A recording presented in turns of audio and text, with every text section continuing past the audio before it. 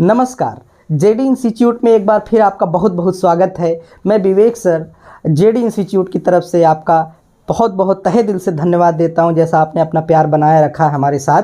और जैसा कि पिछली बार में हमने देखा था।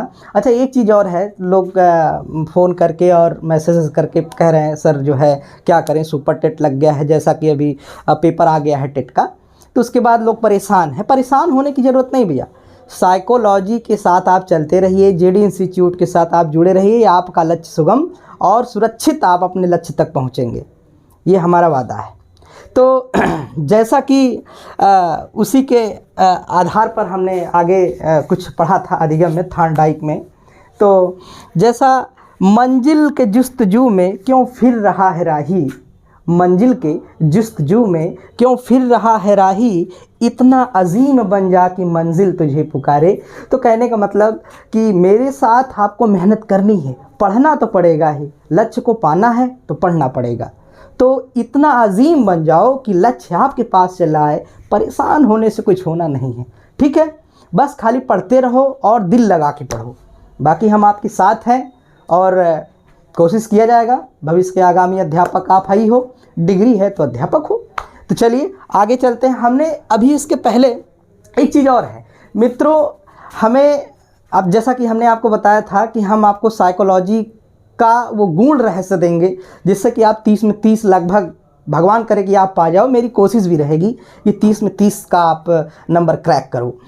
अच्छा, उसके पहले हम आपसे कहते हैं कि कोई इतनी बड़ी बात नहीं, बस लाइक कर देना है, सब्सक्राइब कर देना है, शेयर कर देना है, बस इतने से काम बन जाएगा। मुझे मोटिवेशन मिल जाएगा और आप वीडियो पाते रहोगे, जिससे कि हम आपके साथ आगे चलते रहेंगे, ठीक। तो आइए पिछले वाले में चलते हैं।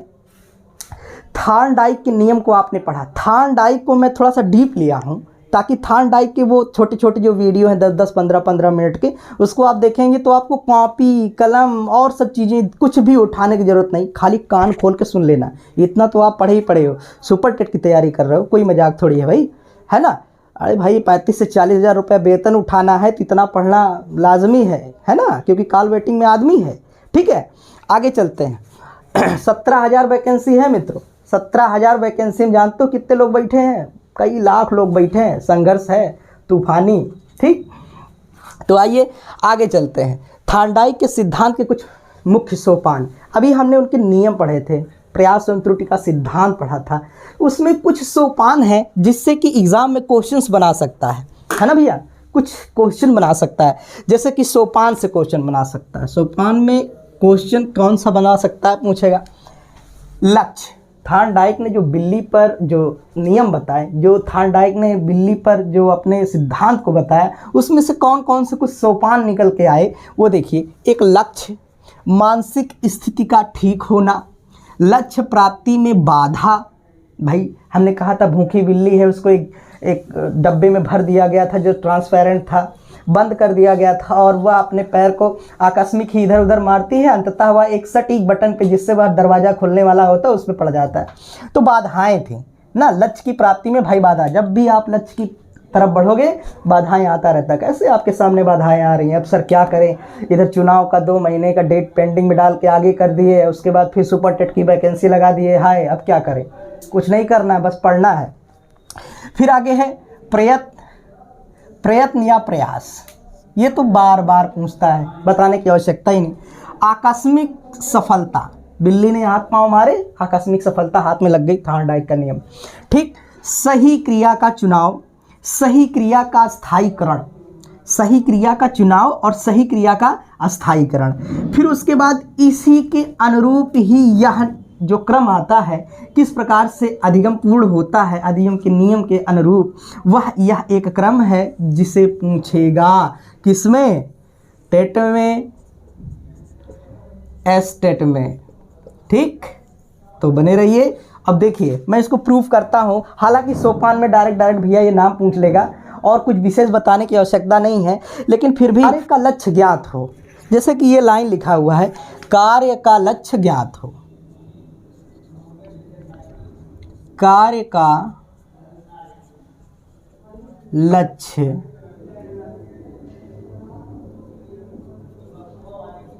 ज्ञात हो, ठीक। कार्य का लक्ष्य ज्ञात हो। अच्छा, कार्य का लक्ष्य ज्ञात होने से मतलब जो कार्य किया जा रहा हो उसका जो लक्ष्य है, उसका जो लक्ष्य वो कैसा हो भाई, ज्ञात हो। ठीक, एक सोपान तो इनका यही है।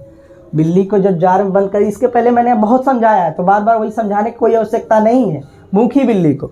ठीक, उसके बाद दोबारा कहता मानसिक स्थिति का ठीक होना। देखो ये चीज़ें नहीं समझ में आती तो आपको अगला वीडियो देखना पड़ेगा, तब वो सोपान समझ में आएगा, क्योंकि ये सोपान उसी का टर्म है, ये उससे जुड़ा हुआ है।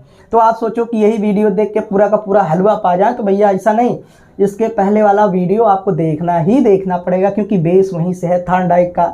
तो इस प्रकार से सोपान है। जो बच्चे देख रहे होंगे, पुराना वीडियो देखे होंगे, उनको फटाक से समझ में आ गया होगा कि यह कार्य का लक्ष्य ज्ञात हो, कैसे ज्ञात हो, वो चीज़ आप देख लीजिए, वीडियो लंबा हो जाएगी। मानसिक स्थिति का ठीक होना।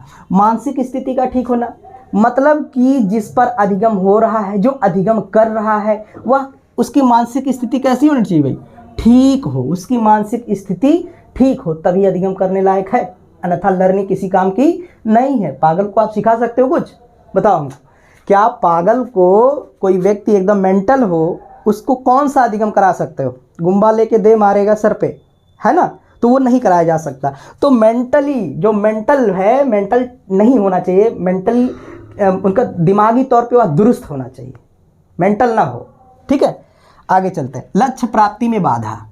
लक्ष्य प्राप्ति, जब आप अपने लक्ष्य की तरफ अग्रसर होते हो तो अधिगम करने में क्या आती भाई, बाधा आती है। कोई प्रॉब्लम? ये भी इनके सोपान का एक पार्ट है। फिर प्रयत्न या प्रयास, भाई प्रयत्न या प्रयास के माध्यम से ही इसको पूरा किया जा सकता है। फिर आकस्मिक सफलता, और इस प्रयत्न या प्रयास में कभी कभी जो थॉर्नडाइक के नियम है, कुछ लोग विवाद में भी हैं, कुछ लोग, हमने बताया था इसके अगली वाली वीडियो में है, बार बार मैं बता रहा हूँ, अगली वाली वीडियो में देखना ना। कुछ आकस्मिक सफलता के माध्यम से भी होता है अधिगम, जो सोपान है। उसके बाद सही क्रिया का चुनाव, और जब आकस्मिक सफलता पा जाता है तो ये पता चल जाता है कि इसी क्रिया के माध्यम से ही यह कार्य होगा, और तत्पश्चात क्या होता है, सही क्रिया का चुनाव कर करके अपने लक्ष्य को प्राप्त कर लेता है, लक्ष्य को प्राप्त कर लेता है। ठीक, अगला क्रम क्या है भाई, सही क्रिया का स्थायीकरण। और जब ये सब चीज़ें हो जाती हैं तो सही क्रिया का क्या होता है, अस्थायीकरण हो जाता है, अस्थायी हो जाता है। ये ज्ञान क्या हो जाता है, अस्थायी हो जाता है, और फिर उसमें क्रिया होने लगता है, मतलब लक्ष्य प्राप्त हो गया, अर्थात लर्निंग कॉन्सेप्ट क्लियर, पूरा हो गया लक्ष्य ना, मतलब अधिगम पूरा हो गया। ठीक, इसी पे टेट में ये क्वेश्चन आएगा, ये इंपॉर्टेंट है for super TET and TET. ठीक है, ये क्वेश्चन आएगा, ये क्रम पूछेगा भैया। लक्ष्य, मानसिक स्थिति, लक्ष्य का निर्धारण हो, मानसिक स्थिति अच्छी हो, फिर बाधाएं आएंगी क्रिया करने के तत्पश्चात, फिर वह बाधाओं में क्या करेगा, प्रयत्न करेगा। अगर ये गायब कर दो तो लक्ष्य की प्राप्ति ना हो सकेगी। पहले लक्ष्य निर्धारित हो, मानसिक स्थिति ठीक हो, बाधाएं आएंगी उसको क्रिया करने में, प्रयत्न लगातार करेगा, और आकस्मिक ही सफलता उसके हाथ लग जाएगी अकॉर्डिंग टू थॉर्नडाइक। अब सोचो कि सर जी आकस्मिक ही लग जाता है, जैसे आप अपने लाइफ में देखिए, संघर्ष कर रहे हैं, जैसे एग्जाम लगातार दे रहे हैं भाई, हमने 100 एग्जाम दे डाले, उसमें आकस्मिक ही एक निकल गया, ये जरूरी नहीं, उसमें हो सकता है कि आपका प्रिपरेशन उस वाले एग्जाम के लिए परफेक्ट बैठ गया हो। ठीक बिल्ली के पाँव का उस बटन पर जाने वाला नियम, इसी प्रकार से अधिगम पूरा होता है। तो एक ना एक सफल होना ही होना है, तो आकस्मिक सफलता हाथ में लग जाती है। उचित समाधान, और उचित समाधान ढूंढ लेता है व्यक्ति, और सफल प्रयत्न का फिर क्या हो जाता है, अस्थायीकरण हो जाता है। यह पूरा हो जाता है थॉर्नडाइक के सिद्धांत का मुख्य सोपान। और बहुत सारे सोपान हैं, लेकिन ये सोपान जो मुख्य सोपान मैं आपको बता रहा हूँ। ठीक है, तो थॉर्नडाइक के अधिगम सिद्धांत की मुख्य विशेषता, तो इन्होंने कुछ मुख्य विशेषताएं दी हुई हैं थॉर्नडाइक ने। आइए देखते हैं उसमें कौन कौन सा है। संबंधवाद, उद्दीपन अनुक्रिया सिद्धांत, SR थियरी, प्रयास एवं त्रुटि का सिद्धांत। ये अगर आपसे नाम पूछता है तो थॉर्नडाइक आप फटाक से मारते हो। कहते हो संबंधवाद सिद्धांत का प्रतिपादक, तो कहते हो थॉर्नडाइक। उद्दीपन अनुक्रिया सिद्धांत के प्रतिपादक, कहते हो Thorndike. SR theory, SR bond theory किसने दिया? तो कहते हो थार्नडाइक। प्रयास एवं त्रुटि का सिद्धांत किसने दिया? तो थार्नडाइक ने दिया। तो इनकी कुछ मुख्य विशेषताएं हैं। आइए ये अन्य नाम पूछ लेता है आपसे, इनके अन्य नाम, इन जो थियरी दिए हैं एसआर बॉन्ड थियरी, इसके अन्य नाम क्या है। जैसा कि एक चीज़ और पूछता है, अधिगम, जैसे ऊपर हेडिंग लिखा थार्नडाइक के अधिगम सिद्धांत की मुख्य विशेषता। थार्नडाइक ने अधिगम का सिद्धांत दिया। ये मुख्य चीज़ें हैं, ये टेट में आपसे बार बार पूछा है ना। यही आपको एक लाइन मिलता है, जबकि लिखा रहता है, बच्चे इसको रटते रहते हैं, आप लोगों को पता भी होगा। आगे चलते हैं। दूसरी बिंदु, एस आर के संबंध को आधार मानता है। एस आर संबंध मतलब पिछली वीडियो हमने पढ़ाया था, S for stimulus, R for response, मतलब कि सही अनुक्रिया के माध्यम से संबंध का आधार बनाता है ना, रिस्पॉन्स देता है उस पर, अनुक्रिया पर। ठीक, अनुक्रिया का मतलब रिस्पॉन्स। आगे चलते हैं, इसे बताने की आवश्यकता नहीं, बहुत लंबा वीडियो पिछली बार भी हो गया। प्रेरणा को विशेष महत्व दिया गया है। प्रेरणा, ये क्वेश्चन इंपॉर्टेंट हो जाता है आपका for TET and super TET. प्रेरणा को विशेष महत्व दिया गया है, प्रेरणा पर बल दिया गया है। किसमें? अधिगम के सिद्धांत, थार्नडाइक द्वारा अधिगम के सिद्धांत में प्रेरणा को विशेष महत्व दिया गया है।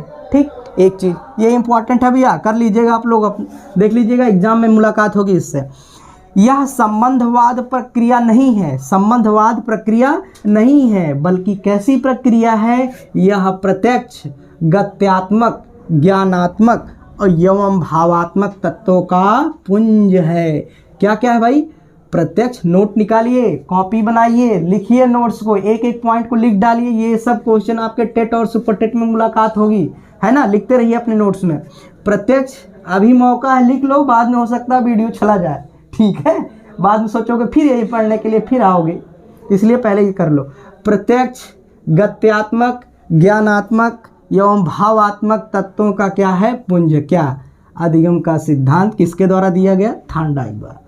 इस थार्नडाइक द्वारा अधिगम के सिद्धांत में एक बार फिर से मैं रिपीट करता हूँ, प्रत्यक्ष, गत्यात्मक, ज्ञानात्मक एवं भावात्मक तत्वों का पुंज है। ठीक, आगे चलते हैं। ये तो इम्पॉर्टेंट है, ये जितने बिंदु लिखे हैं टोटली इम्पॉर्टेंट है, एक भी बिंदु छोड़ना नहीं है। अंतर्नोद ड्राइव की जो महत्व की भूमिका रहती है। ड्राइव क्या होती है भाई? जब कोई बच्चा मोटिवेट हो जाता है तो चलने का तरीका सीख जाता है। कोई भी व्यक्ति मोटिवेट हो गया ना तो ड्राइव करने लगता है, मतलब अंतर्नोद, आंतरिक तौर पर वो क्या होता है? प्रेरित हो जाता है, और जब प्रेरित हो जाता है तो अपने कार्य को पूरा करता है, अधिगम पूर्ण करता है। अधिगम का सिद्धांत थार्नडाइक। अगला चलते हैं, अंतर्नोद की संतुष्टि के लिए प्राणी कई अनुक्रिया करता है। अंतर्नोद, चलने के लिए, ड्राइव करने के लिए, अंतर्नोद के लिए क्या करता है? उसकी संतुष्टि के लिए प्राणी कई अनुक्रिया करता है। क्या करता है? कई अनुक्रिया करता है। क्यों करता है? क्योंकि सीखने वाले को सही अनुक्रिया का ज्ञान नहीं होता। ये ऐसे डैश डैश करके लिखेगा अंतर्नोद की संतुष्टि के लिए प्राणी कई अनुक्रिया करता है, क्योंकि सीखने वाले को सही अनुक्रिया का ज्ञान डैश डैश डैश कहेगा, होता है, नहीं होता है, दोनों है, उपरोक्त सभी है, तो मामला अटक जाएगा। तो क्या होता? नहीं होता। भाई जब उसको नहीं होता है तभी तो वो प्रयास करता है, अभ्यास करता है, और सही अनुक्रिया के माध्यम से उसको ज्ञान हो जाता है और फिर अधिगम पूर्ण हो जाता है। ठीक, तो ये आपका आज पूरा हुआ अधिगम के लगभग थार्नडाइक के 2-3 पॉइंट और है, 2-3 हेडिंग। जैसे अधिगम के सिद्धांत के अंतर्गत थार्नडाइक का कुछ नियम है, उसके बाद कुछ अधिगम के सिद्धांत के अनुरूप कुछ पॉइंट्स हैं जो आपके टेट और सुपर टेट के लिए। देखिए, मैं आपको फर्जी वाला पूरी पोथा नहीं पढ़ा रहा हूँ, पूरी क्रीम पढ़ा रहा हूँ। जो आपको पढ़ना चाहिए वो मैंने खुद ही पढ़ डाला है, और आपको जो एग्ज़ाम में आने चाहिए वो मैं खुद बता डाल रहा हूँ। ठीक, अब आपकी मर्जी, आप नोट्स बनाओ या फिर खुद समझ लो। वैसे इसमें कुछ नोट अपना इतना पढ़ा ही होगा कि लगभग आपको क्लियर हो जाएगा। ठीक है, और आपसे एक बात और कहूँगा, इस चैनल को ज़्यादा से ज़्यादा लोगों को शेयर करिए, ताकि जैसा कि हमने एक चीज़ बताया था कि जो रूरल एरिया के बच्चे हैं, ग्रामीण अंचल के बच्चे हैं, उन तक ये बात पहुँचे, और लाइक भी करें, इसको शेयर करें ज़्यादा से ज़्यादा लोगों को, तो जिससे हम मोटिवेट होंगे और अगला वीडियो हम आपको ऐसे डालते रहेंगे। ठीक है, ठीक, उसके बाद हम आपको अगले वीडियो मिलते हैं। धन्यवाद।